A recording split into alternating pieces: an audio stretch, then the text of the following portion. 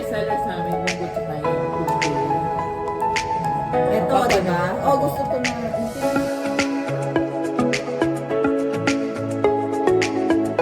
Hi, good morning! Binisita ka akong friendship from Enlin's Yes, Bake Malolos. Shop. Hi, Yes. Evelyn. Ang dami naman nito. Yes, ma'am. Siyempre, ma'am, special ka kaya Ang special sarap talaga. bread. Malolos' specialty is inipit. Pero, And ano kakaiba sa inyo? Diba? Sabihin mo ulit sa kanila. Yes po, may pagmamalaki ng Enlins po, wala po siyang preservative. Kaya talagang dapat lang kay ma'am yan. Oo, siyempre. Pag gantong 40 years old na tayo, Bakit parang chicken lang? kailangan healthy. Yes. Natatawa kayo ha. Eto, lahat ito, cheese pandesal and famous ensamada, mongo bread.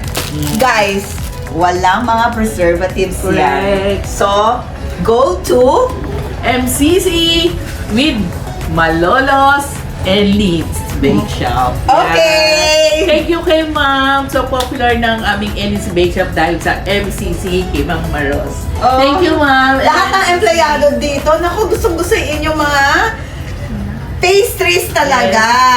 Thank you po. Suking-suki. Punta na kayo sa Bulacan. Sa Malolos, Malolos, Bulacan. Ang dami nilang branches doon. Ilang branches na?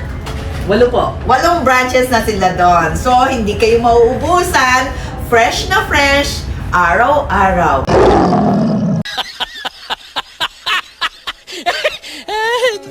Enlin's Bake Shop.